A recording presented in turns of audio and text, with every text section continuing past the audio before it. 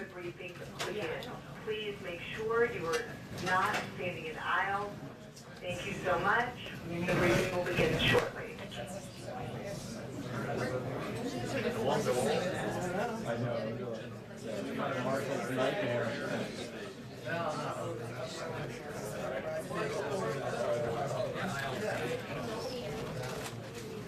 Hi, everyone.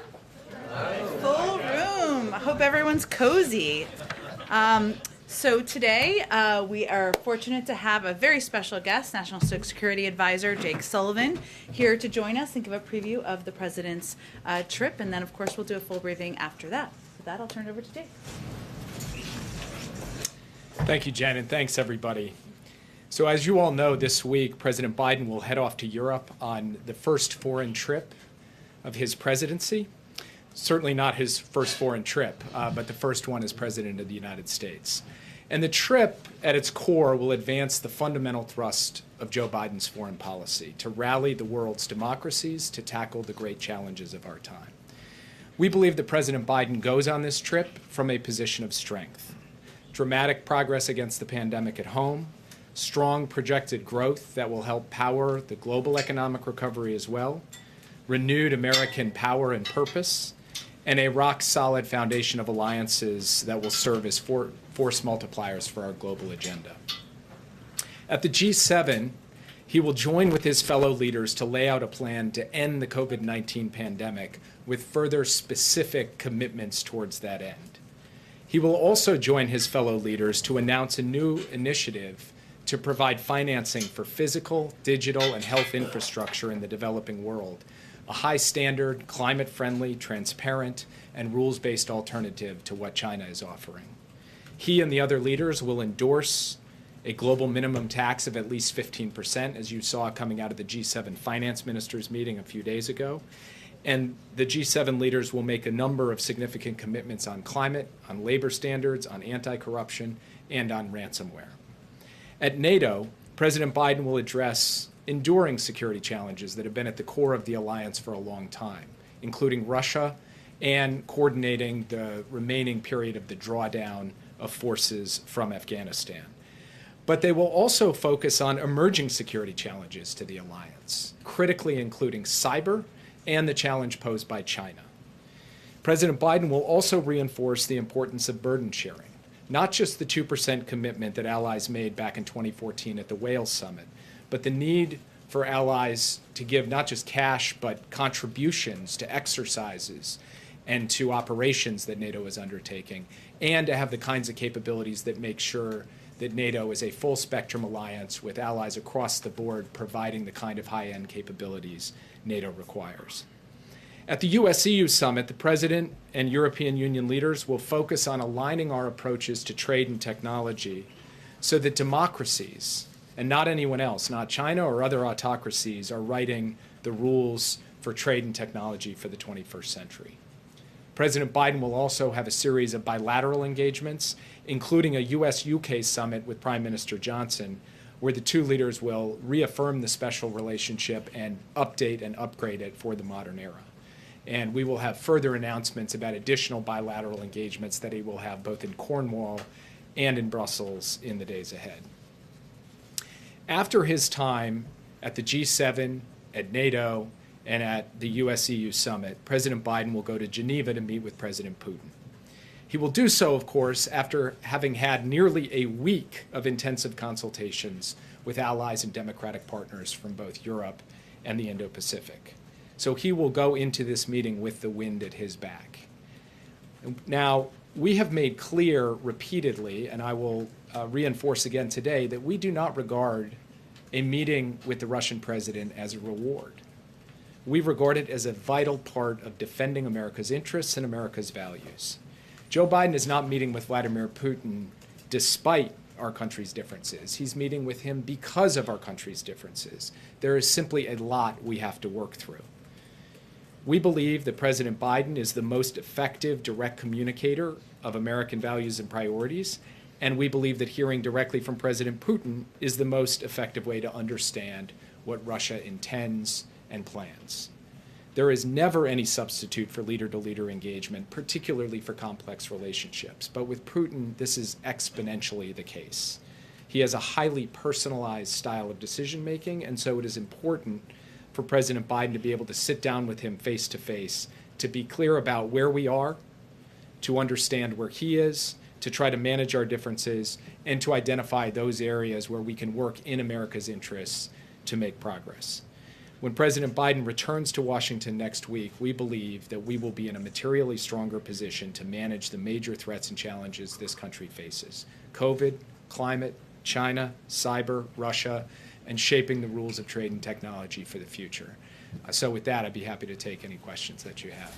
Yeah. Thanks, Jake. Is this the right time to be having a one-on-one meeting with Vladimir Putin so early in President Biden's presidency, before he's met one-on-one with so many other world leaders, and at a time when there isn't a specific deliverable that the White House is looking to achieve from the one-on-one meeting? So first, we don't think in terms of U.S.-Russia summits as being about deliverables. Because if you're going to wait for really significant deliverables, you could be waiting a long time, conceivably.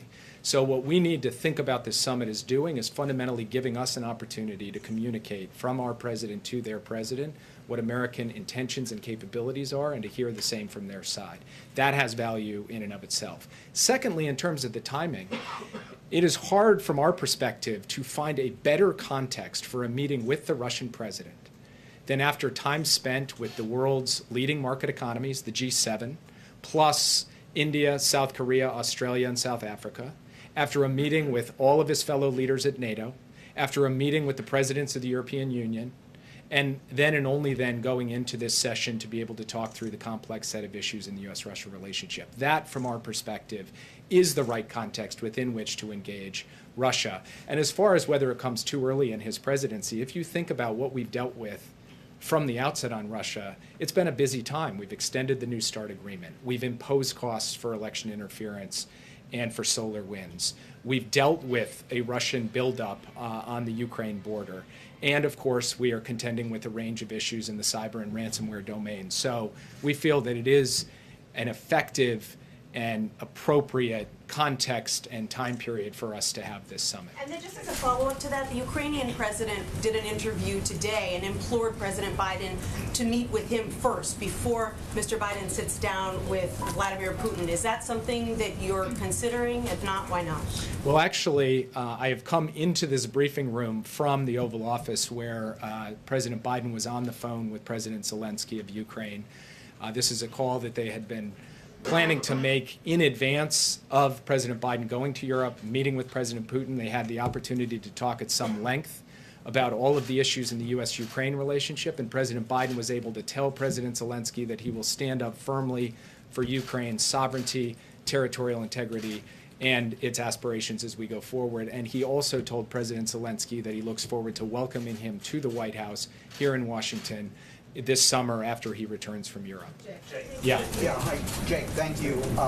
We know that Afghanistan is going to be discussed with our NATO allies. There's been a lot of concern about replacing some of those U.S. assets, such as the drones, to be able to fight against the Taliban. Can you bring us up to speed on where are the negotiations with Pakistan, and would the United States like to have a drone base in Pakistan? So I'm not going to get into the details of our negotiations with Pakistan. I will only say this. We have had constructive discussions in the military, intelligence, and diplomatic channels with Pakistan about the future of America's capabilities to ensure that Afghanistan never again becomes a base from which al-Qaeda or ISIS or any other terrorist group can attack the United States. But in terms of the specifics of what that will look like, that will have to remain in those private channels as we work through them. What I will say is that we are talking to a wide range of countries about how we build effective over-the-horizon capacity, both from an intelligence and from a defense perspective, to be able to suppress the terrorism threat in Afghanistan on a going-forward basis. Yeah. Two questions, one with Putin and one here back at home. With Putin, the president is going into this meeting where there's great tension between both leaders. And let's talk about the trust factor. How can you trust anything Vladimir Putin says in this sit-down when the president comes back? He's saying you're going to learn what he's thinking and what he wants to do moving forward. How can you trust that as Vladimir Putin has already smeared the president's name? How can you do that? How can you trust? Taking the measure of another president is not about trusting them. And the relationship between the U.S. and Russia is not about a relationship of trust. It's about a relationship of verification. It's about a relationship of clarifying what our expectations are and laying out that if certain kinds of harmful activities continue to occur, there will be responses from the United States. And we will lay those out for President Putin in this meeting, and he will understand fully where the United States stands and what we intend to do. But one thing I will say, April, is we believe fundamentally that our capacity to ensure that harmful and disruptive activities against the United States do not continue unabated is to be able to communicate clearly, directly, not by negotiating in public, but by explicating our position and our capabilities in private, and that's what President Putin intends to do. Second question, Jake, on voting, the For the People's Act. If it is not passed, what is the national security issue with it? Is there a national security issue with it if it's not passed? Because we've heard so much over the past few years about issues of voting. If that is not passed, is it a national security issue? I would say the basic notion of democratic reform and voting rights in the United States is a national security issue. We are in a competition of models with autocracies, and we are trying to show the world that American democracy and democracy writ large can work, can effectively deliver the will of the people, and to the extent that we are not updating, refurbishing, revamping our own democratic processes and procedures to meet the needs of the modern moment, then we are not going to be as successful in making that case to the rest of the world, to China, to Russia, or to anyone else. And so there is a national security dimension to this today, just as there was through the decades of the Cold War. Thank you so much. My question is, can you talk a bit about how President Biden plans to convince, especially our European allies, that former President Trump was an anomaly in some ways? All of the things that he did to, in some ways, traumatize those leaders, calling into question the need for NATO. What's the plan there? And is he concerned that those scars are going to be deeper than his ability to address them in this one trip? I think our view going into this trip is that actions speak louder than words, and that showing that the United States is capable of turning the corner on the pandemic, showing that the United States is capable of making the dramatic investments that will pull us up and out of this economic recovery and help power global growth, showing the world that we are ultimately capable of making the investments in R&D and infrastructure, innovation, and workforce.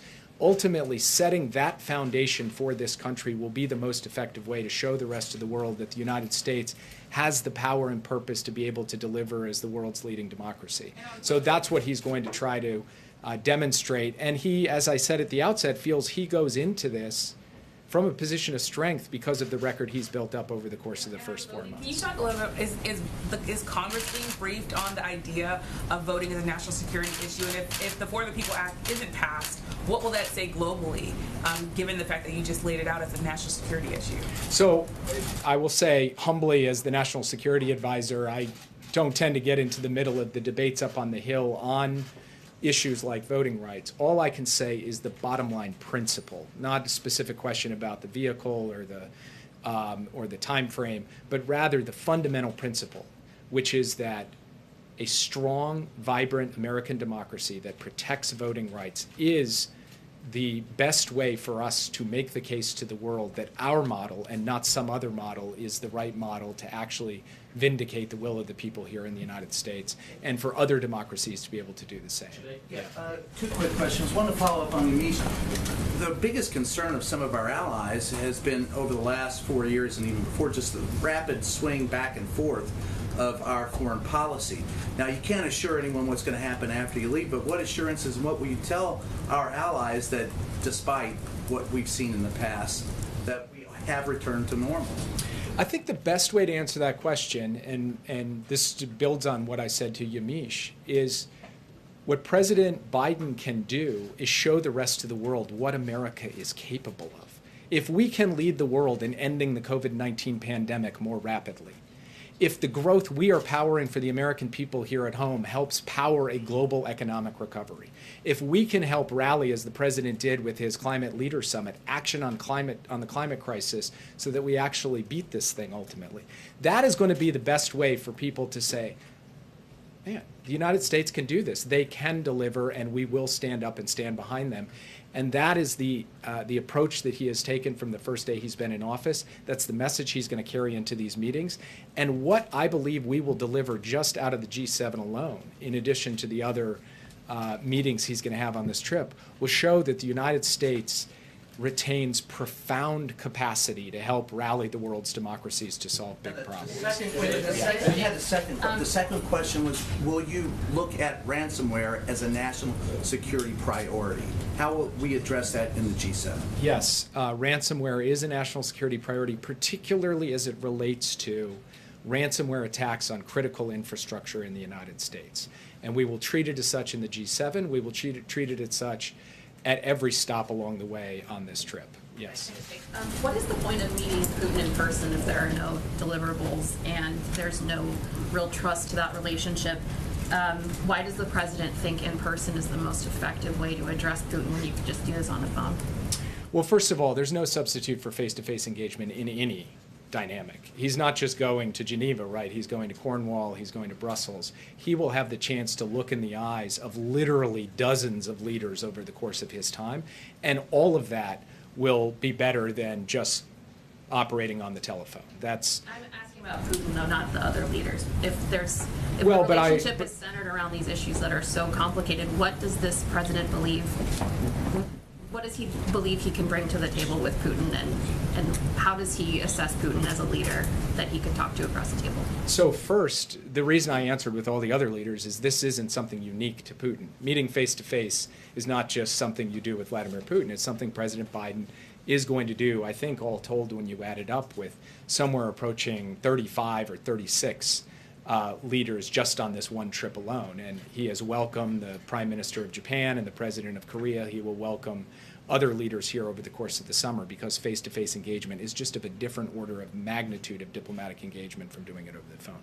Second, on this notion of deliverables in the U.S.-Russia summit, at the end of the day, what we are looking to do is for the two presidents to be able to send a clear signal to their teams on questions of strategic stability, so that we can make progress in arms control and other nuclear areas to reduce tension and instability in that aspect of the relationship.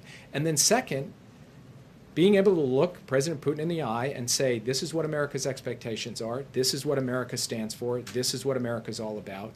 This, we believe, is an essential aspect of U.S.-Russia diplomacy, because President Putin is a singular kind of personalized leader, and having the opportunity to come together in a summit will allow us to manage this relationship and stand up and defend American values most effectively. Following up on the ransomware issue, given how pervasive it is and has been for some time, U.S. officials have talked about the need for international allies to work together on this issue. Are you looking for specific commitments from allies? What do you want to come out of the G7 and NATO summit with as it pertains to ransomware to help better protect the U.S.? So one of the things we'd like to see out of the G7 is the start of an action plan that covers a number of critical areas. First, how to deal with the increasing the robustness and resilience of our defenses against ransomware attacks collectively. Second, how to share information about the nature of the threat among our democracies. Third, how to deal with the cryptocurrency challenge, which lies at the core of how these ransom transactions are played out. And then finally, how we collectively speak with one voice to those countries, including Russia, that are harboring or permitting cyber criminals to operate from their territory. So those are some of the things that we are looking for as outcomes out of the G7+. We will also speak in the NATO context about cyber threats, particularly as they relate to critical infrastructure, as being of a different order of magnitude of security threat that the alliance has to concern itself with in a way that it hasn't historically, but it's got to become a priority on a going forward basis. Yeah. Thank you so much. Thank you. Thank you so much. Okay, so about the the infrastructure financing program that you were talking about is going to be announced, which countries is the United States and G7 look at? Is Brazil one of these developing countries to receive this financing? And if you could update us about the discussions with Brazil on 5G, because today we have a delegation from Brazil here discussing with NSA officials. And finally, why hasn't President Biden still talk with the Brazilian President Bolsonaro? Why he hasn't, and what is the message that is sent to Brazil? It's June. He's already going for an international trip. He has not yet speak with Brazil. So why is that? So there are a number of leaders that he hasn't had the opportunity to speak with. And one of the reasons why, of course, as many people in this room know, is he's had an unbelievably packed and crowded agenda, particularly domestically, in trying to beat the pandemic and get on the road to COVID-19 recovery. So he's looking forward to making sure he gets to touch the leaders of every significant country in the world over the course of the coming weeks and months. On 5G, we have made clear our view, and we will communicate that with the delegation visiting from Brazil, that we believe that trusted vendors for 5G are the best way both to secure telecommunications networks and to ensure that a country's democratic values can be protected. And then finally, I'm not going to get ahead of the announcements on the financing for infrastructure package. I will let that speak for itself, but I will say it will cover all of the significant regions of the world, including Latin America and the Caribbean. Mr. Sullivan. Thank you, sir. When the United States rejoined the World Health Organization, you wrote in a statement that meant, quote, holding it to the highest standards. Does that mean that the World Health Organization had failed to meet those standards at some point? And then what specifically is this administration doing to make certain that they are held to those standards? So we have made clear from the beginning of this administration and in rejoining that we believe the WHO does need to be reformed. Some of those reforms are more programmatic and bureaucratic. They relate to ensuring greater efficiency and effectiveness in responding to things like the outbreak of COVID-19. Some of them are about making sure that there is not undue influence or interference by any single member state or country in the WHO. And then some of them relate to very targeted issues like the COVID-19 origins investigation, where I have personally and we collectively have been quite vocal about our view that there needs to be a second round to this investigation that truly gets to the heart of the matter, which is the original data and original information that is still being withheld by China. And our hope is that in the coming months we will see a credible international investigation progress, including in respect to those items. Yeah. Thank you, Jake. What is your expectation for when the U.S. will lift travel restrictions on the UK and on Europe? And what are your current concerns? Why haven't they been lifted yet? What specifically are you looking for to have happen for that to happen? Well, let me start by saying it doesn't really matter what I am looking for personally, because at the end of the day, this is a process being driven by science and public health guidance. And so it is ultimately up to the public health professionals in the U.S. government to make that determination. We have heard very clearly the desire of our friends in Europe and in the UK to be able to reopen travel across the Atlantic Ocean. And we want to see that happen. But we have to follow the science and we have to follow the guidance of our public health professionals. So we are actively engaging with them to determine the time frame. And I can't give you a date today, but I will tell you that we recognize the concern and we are fundamentally being guided by objective analysis in this regard. What is your response to arguments that those continuing restrictions on the UK and European countries are unfair, given that there are other countries that the U.S. does not have travel restrictions on? My view on this is we have been transparent and clear about the basis for our travel restrictions. We have done so through a process that has been guided by science and evidence. That is how we've determined how the travel restrictions have been applied and to whom, and that is how we are going to proceed on a going forward basis. This administration's commitment to that kind of analysis is fundamental. It is what has guided every aspect of our response to the pandemic, including this issue. Thank you very much, Jay. Nice to see you. I'm Geneva with the USA North Korea. And regarding about the North Korea issues, is there a possibility of US and South Korea, Japan, Trilateral meeting at the G7 and you're discussing with the North Korean issues? We don't currently have a trilateral scheduled between the U.S., Japan, and South Korea, but I will tell you there's a possibility for virtually anything in these small spaces where you have just, in this case, 10 or 12 leaders in person there in Cornwall, but there's nothing currently on the schedule. I have a logistical question, actually. Do you expect President Biden and President Putin to spend any time together alone, or do you expect that staff and aides will be present throughout all of this summit? And can we expect a joint press conference between the two leaders, and is this something that you're actively pushing for?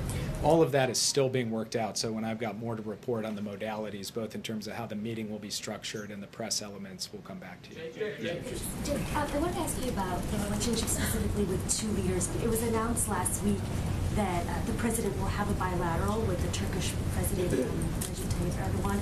I know that talks have been challenging with him. Can you describe what the administration's hoping to accomplish out of that? And also, secondly, with the UK, what is the dynamic, or what's the personal relationship between Boris Johnson and Joe Biden? I know we've heard about the special relationship between the two countries. What's their relationship like? So President Biden and President Johnson, or Prime Minister Johnson, have had the opportunity to have a couple of phone calls, and those phone calls have been warm, they've been constructive, they've been very much down to business. They've gone through extensive agendas in both of them. And I expect that their meeting together will just cover the waterfront. I mean, a really wide range of issues where the two of them and the U.S. and the United Kingdom do see eye to eye. They've been collaborating on this plan to end the pandemic. They've been collaborating on this infrastructure financing plan. They've been collaborating on virtually every aspect of the G7 agenda, and they talked very closely about how the Leader Summit that President Biden hosted on climate could help provide the runway into COP26, which Prime Minister Johnson will be hosting in Glasgow. And then as far as President Erdogan is concerned, they will have a bilateral on the margins of the NATO summit in Brussels.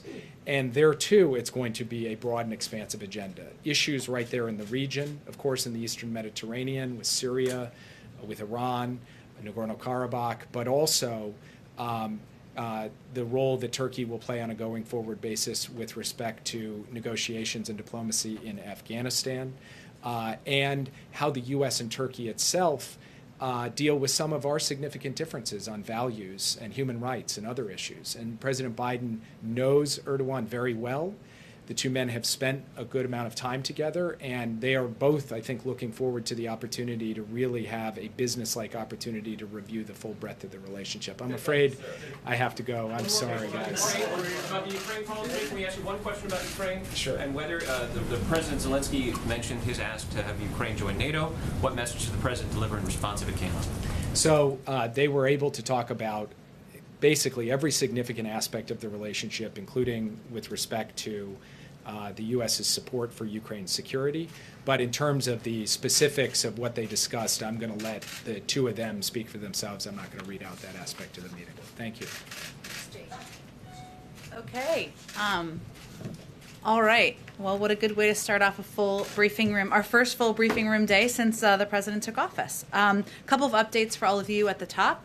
Over the weekend, the Department of Health and Human Services released new data that showed more than 31 million Americans have gained access to quality, affordable health care through the Affordable Care Act, a record high that demonstrates the strength, durability, and impact of the historic law after years of relentless attacks on Americans' health care.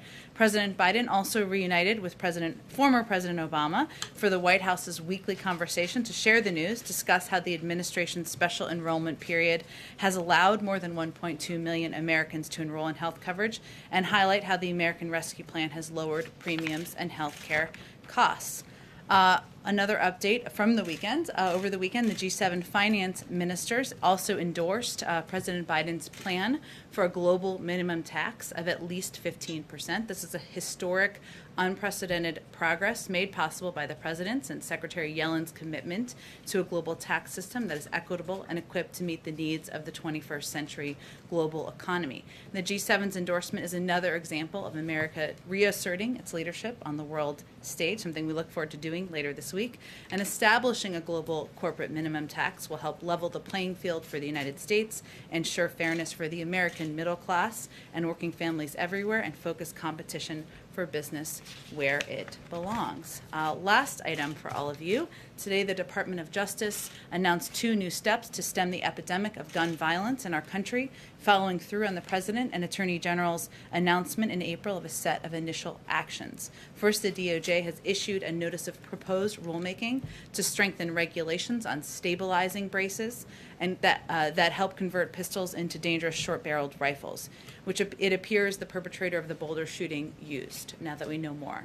The department is also publishing model legislation and guidance that will make it easier for states to implement red flag laws, something that's already law in a number of states across the country, which studies have shown can be effective in reducing gun violence, including by preventing suicides and even potential mass shootings. This is part of the president's longstanding commitment to addressing the scourge of gun violence, which continues to claim far too many lives every single day. Josh, kick us off. I'm very thrown off by where everyone's seated. I'll adjust to it.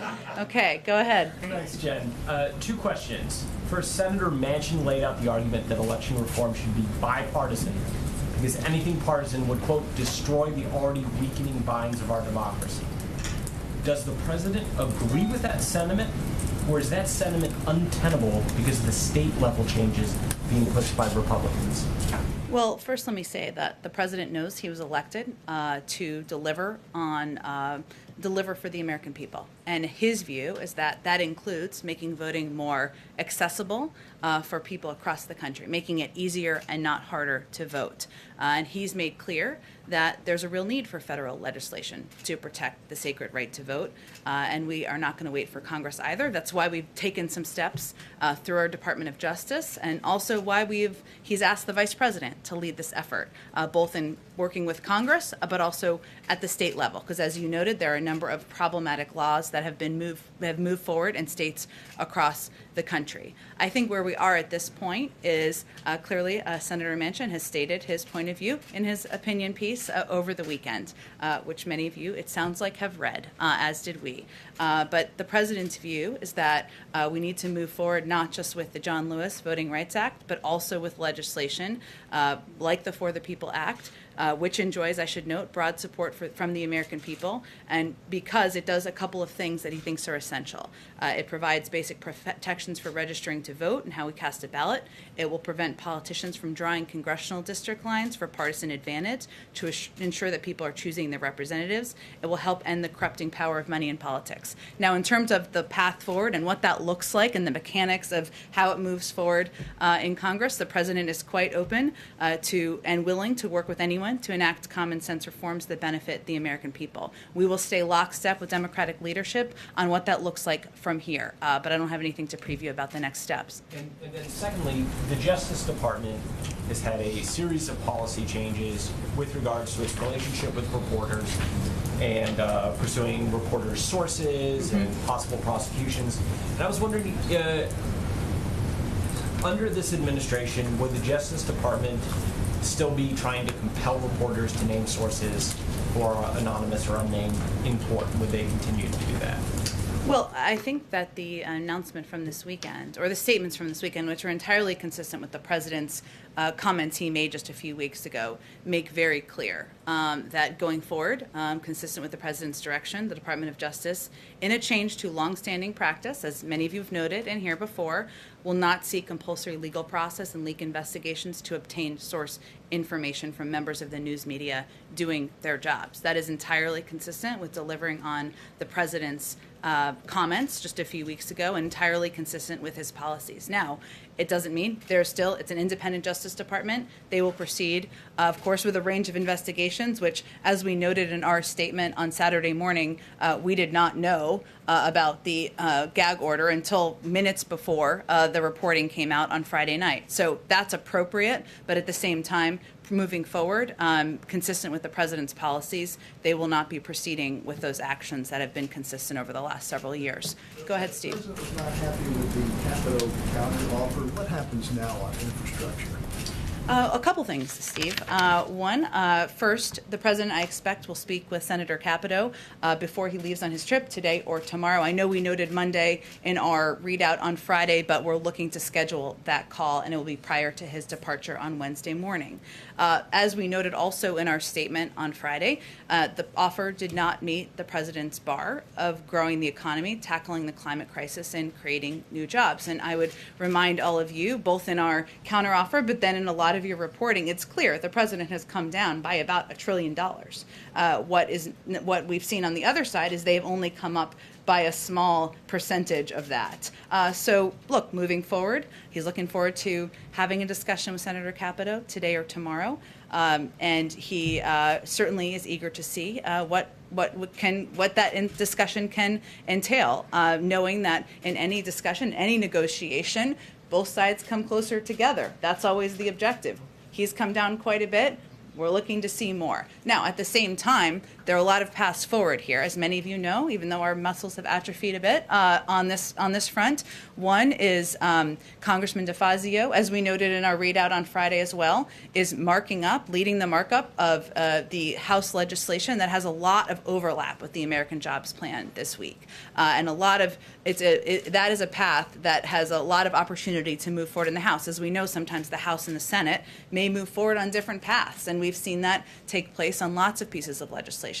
The third pathway I would just note is there are Republicans and Democrats who have been out there talking about their eagerness to be a part of this discussion and a part of an opportunity to move forward on the president's bold ideas and historic investment in infrastructure. So we'll look forward to seeing what they have to offer and what conversation we can have with them. So all of these paths we expect to continue to make progress on this week.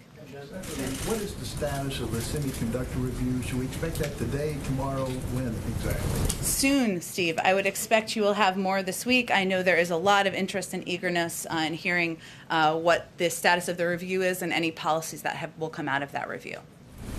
Go ahead. On infrastructure, back on that, does the president have an agreement with Senator Manchin that if the bipartisan talks fails, then Manchin will support the using reconciliation to pass infrastructure? I'm certainly not going to speak on behalf of where Senator Manchin is. Obviously, he's spoken to his interest in making historic investments in infrastructure. He's also spoken to his openness to raising the corporate tax rate. Those are all positive signs in our view. We'll let him speak for himself on where he stands on any pieces of legislation. Go ahead. Given the concessions that you just outlined that the president has made so far, should we expect this to be the final round of negotiations with Senator Capito?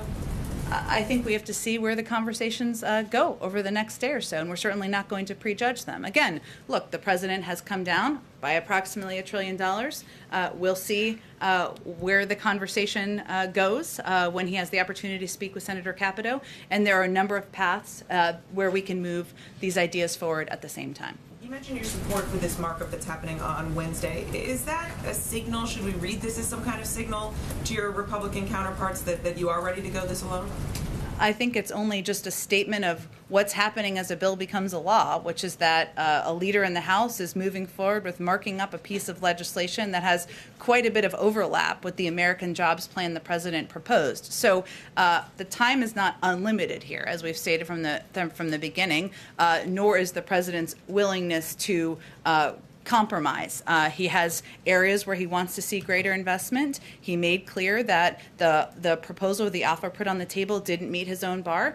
But we're very open to where the discussion goes from here, and he's looking forward to the opportunity to talk with Senator Capito, as well as others who may come forward with ideas about how to move this forward. And just one more on this sort of big picture. Secretary Buttigieg had said that by today you would hope to see a clear path on infrastructure. Do you have a sense that there is an emerging clear path? We have several paths. That's the good sign. Go ahead. Is there new deadlines that the president has set for progress on infrastructure? I know there was Memorial Day. Now you're outlining a few different paths. Is there a time at which he's going to make a decision about which one he's going to take, given that the deadline keeps moving? Well, first of all, what we said is by Memorial Day, we would hope to have a sense of where it looked like moving forward. And we do. We have a couple of paths forward. We don't know what the end outcome will look like, as you typically don't, as a bill is moving its way to becoming law. And there are several paths forward, as I've noted. So we're going to continue to work on all of those lines. I would also note that Speaker Pelosi has said she wants to move forward with legislation on infrastructure in the House in June. That's exactly what's happening here. Leader Schumer has said he wants to move forward in July. Again, the House and Senate can be on different timelines and pathways. And then just a quick follow-up on the voting rights. Did Manchin give the White House a heads up that this op-ed would be coming out? Did you guys have any sense of how firm his position was on this legislation? I'm just not going to get into any channels of private conversation with Senator Manchin or any other senator. And then just on the vice president, obviously, last week the president said that she was going to take a leadership role in voting rights. Democrats have warned that if Washington doesn't take action, that the midterms will be quite difficult given the changing voting laws. Is there going to be a more, are we going to see signs of more urgency from the White House about taking action on voting rights? Obviously, the president has had a lot of lawmakers in the Oval Office to talk about infrastructure. Will we see more signs of an increasing focus on trying to make progress on voting rights? Absolutely. But I would also note that early on in the presidency, the president signed into law an executive order that put in place a number of positive steps forward on voting rights, an action he could take without Congress.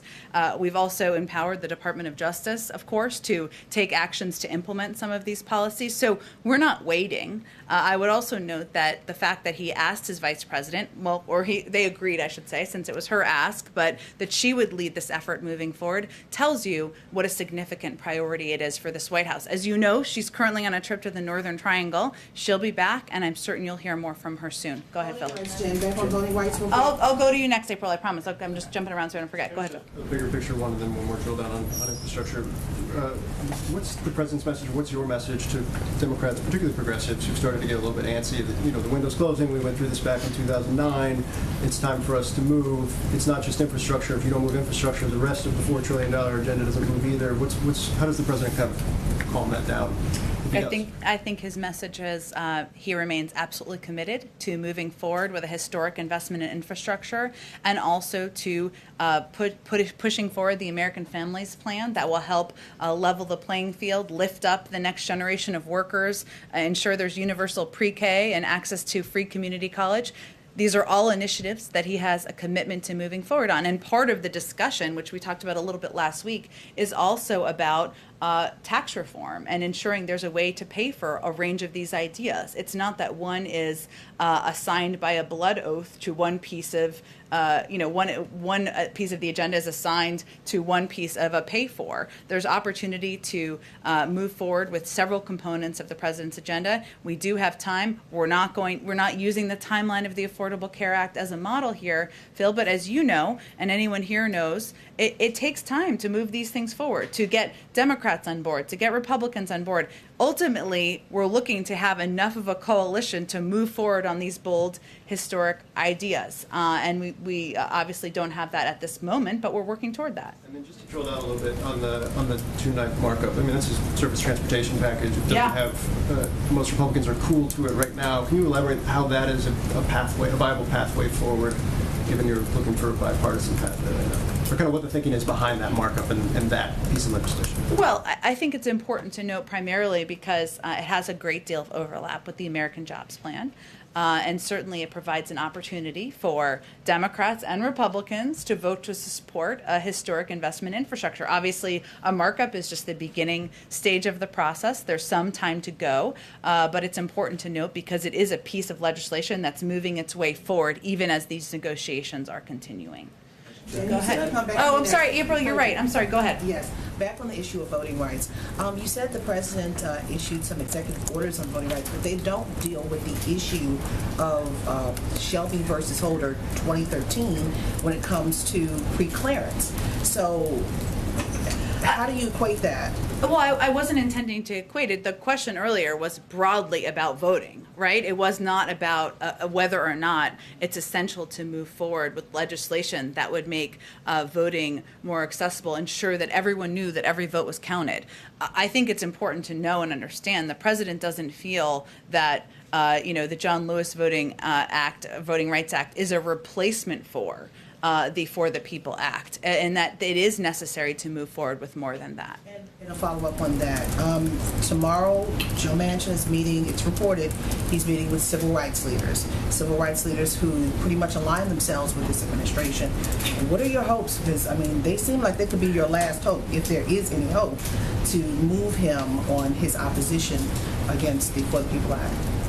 Well, look, I don't know that I can speak to a meeting that has no member of the administration is participating in April, but I can tell you that the president is going to continue, and as are members of this administration who've been leading this effort, from Susan Rice to Cedric, to anyone who's at the highest level, and obviously to the vice president when she returns from her trip, to advocating for a path forward on how we can ensure that everyone knows their vote counts, that we make voting more accessible, that we make it easier, not harder. Those are fundamentals. The president, the vice president, other members of the administration will be open to, eager to have that discussion with anyone who wants to be constructive in that moving forward. That his heart will change. I'm not going to make a prediction about Senator Manchin's position on an issue. I'd point you to him to speak to that. Go ahead. On the same topic, could you speak more to the actual argument that Senator Manchin was making, which was less about the content of the For the People Act and more about the fact that it doesn't have bipartisan support and that being behind it would be wrong for that reason alone? Well, I think the president's view continues to be that making voting easier for people, making it easier to vote, ensuring people have access to that fundamental American right should be something that Democrats and Republicans all support. And he certainly will continue to advocate for that. I don't know that I have more of a comment on Senator Manchin's position. I'd point you to his spokespeople for that. And then, given the fact that we've been talking about how a bill becomes a law, if he's against the For the People Act, does that mean that for all intents and purposes, at least for right now, it is dead? I'm certainly not going to make that prediction. As you know, there can be many ups and downs of legislation moving forward. And as I noted earlier, the president's been clear he's willing to work with anyone to enact common sense reforms that benefit the American people, that make it easier to vote. He'll have those discussions with Democratic leadership, and we'll work together on what the path forward looks like. Go ahead. Thank you. On COVID-19 origins, China has basically already said they think their part in an international investigation is done. So why is Jake Sullivan still here saying he thinks it's possible that they're going to provide the preliminary data at some point? Well, I don't think we just give up that easily. We are going to continue to press in coordination with the international community, China, to be transparent, to be forthcoming with data and information. We're not going to just stand by and accept that they've said they're not going to participate. Now, at the same time, as you know, we're also launching our own review and our own process, and I'm certain this will be a topic of discussion as the president goes overseas this week. And when you say that the White House is going to continue to press, what is that? What is that? What is pressing? Well, okay. No, what mechanisms? What steps are we taking to press? Sure. We are engaging certainly at the highest levels, and we'll continue to do that, whether it's the Secretary of State or other leaders who engage through national security diplomatic conversations. And we will continue to work through the WHO and also with our international partners to exert that pressure and ensure that we're all going to keep pressing for them to release underlying data and participate in the second stage of this investigation. And then just quickly, a housekeeping thing. Presidents Bush, Obama, and Trump all commemorated D-Day anniversaries on D-Day, on the D-Day anniversary. Why didn't President Biden? Well, I can tell you that certainly his value for the role that the men who served on D-Day and the memory of them, the families who have kept their memories alive over the course of years on this day is something the president has spoke to many, many times in the past. It's close to his heart, and I wouldn't be surprised if there's more we would have to say on it. Go ahead. Jen, I know you said you don't want to read out any private conversations, but it certainly seems like the president and Senator Manchin are sending messages to one another in the public. You had the president last week expressing some frustration about, he didn't name him, but Senator senators in his party who vote with the other side. You have the op-ed from Senator Manchin this weekend. Are these two men on the same page? Does the White House feel like it understands and knows what Senator Manchin wants out of his, particularly these infrastructure talks? And can you say how often these two have been speaking with one another, if not in person, by phone? Well, I can certainly tell you that the president and senior members of the administration are in close touch with Senator Manchin and his team about infrastructure and about a range of issues where there is an opportunity to work together moving forward. I'll also note that I'm pretty sure Senator Manchin is pretty proud of his independent streak. And he made clear he took no offense to the president's comments last week. And he also noted, I think over the weekend, that West Virginia doesn't usually get this much attention. So maybe it's that's something he doesn't seem to mind too much. The president sees Senator Manchin as potentially an obstacle to his agenda. If he follows through on not backing changes to the filibuster, on not wanting to pursue infrastructure through reconciliation, that pretty much grounds the president's domestic agenda at this point. Well, we're certainly not ready to accept that analysis. I will say the president considers Senator Manchin a friend. He knows that they may disagree on some issues, as they do on this particular piece of legislation. He's going to continue to work with him, reach out to him, engage with him directly, and through his staff on how we can work together moving forward. On the issue of healthcare, you mentioned the video of President Obama and President Biden over the weekend. One of the remaining Supreme Court decisions we're waiting on deals with the Affordable Care Act. Can you talk about the White House's preparation for that decision, what we would expect to hear from the White House if they strike down the former president's signature law? Certainly. We'll reunite it, and it feels so good for the vice president and former president. Someone gets this in here. Okay. So even a full room, no laughs. Okay. Look, I will say that this is one of the roles that Neera Tanden, who has come in as a policy advisor, is planning for what the contingencies are. As you well know, we don't know what day this is going to come out or what the outcome is going to look like. And what we are staying rooted in is our fundamental view, the fundamental view of the president and the vice president, that the American people deserve access to affordable health care. We should continue to improve and build upon the Affordable Care Act, and that's how we're planning for.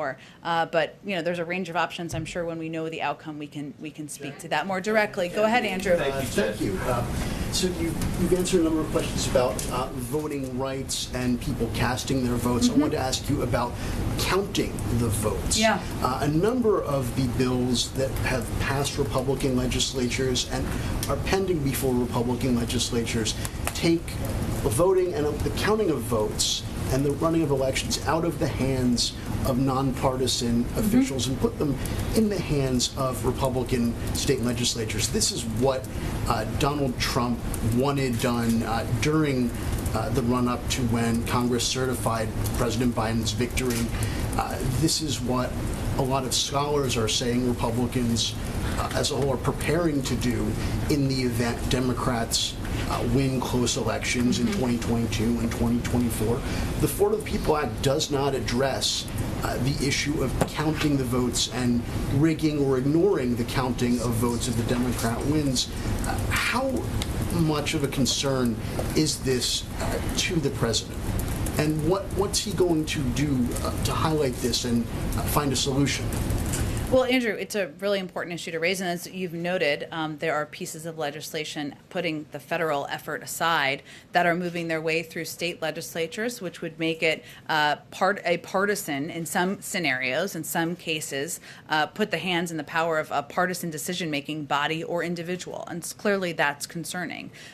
What we noted in the announcement about the vice president's role is that her effort would be focused partially on federal legislation and moving that forward, seeing what the path looks like moving forward, but also working with voting rights groups, working with state activists, working with others to see how we can address these challenges. It is a priority. It is a focus. And again, the president's fundamental view is that it should be easier to vote, not harder, and that we should ensure that everybody knows their vote is counted. Would the president support Congress amending the Electoral Count Act?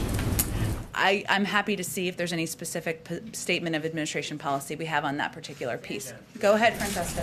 Thanks, Jen. With the president leaving the country on Wednesday, is that the cutoff time for talks with Senator Capito's group, or is he advising staff while he's gone to continue negotiations with those Republican senators? Well, I would expect certainly things will continue. We don't know. Again, we'll see what the conversation looks like when the president speaks with Senator Capito today or tomorrow. But either way, the president will certainly empower, as he has, his jobs cabinet to continue to engage directly with members of Congress and leaders to continue to move his agenda forward. The other piece of good news is that any White House is pretty well practiced in continuing to operate and work on domestic issues while they're traveling overseas, and I expect the president will remain engaged on the American Jobs Plan, even as he's overseas meeting with a number of global counterparts. Go ahead. And a quick follow-up. How about Senator Romney? Is he one of the Republicans that you've alluded to that the president and the White House are also having conversations with? Senator Romney has spoken publicly about his interest in engaging, so certainly he'd be a person we'd be happy to have that conversation with, and there are certainly others as well. Go ahead. Thanks, Jim. If I can go to the Vice President's trip to the Northern Triangle, stay for a minute. What's different about this announced initiative that just landed in our inbox from the Justice Department, especially from what was already announced from Homeland Security a few weeks ago in terms of anti-smuggling, anti-trafficking? Is that just to give the Vice President something to point to today, given that there isn't going to be additional aid announced in the Northern Triangle? And if one more thing, how do you respond to criticism from experts, as well as the administration's own border officials, who say that the Title 42 policy is actually contributing to and exacerbating smuggling and trafficking at the border, with people trying again and again, taking more dangerous routes, kidnappers literally waiting at ports of entry? Well, first, I have not seen what the Department of Justice just announced, so I'd have to take a look at that.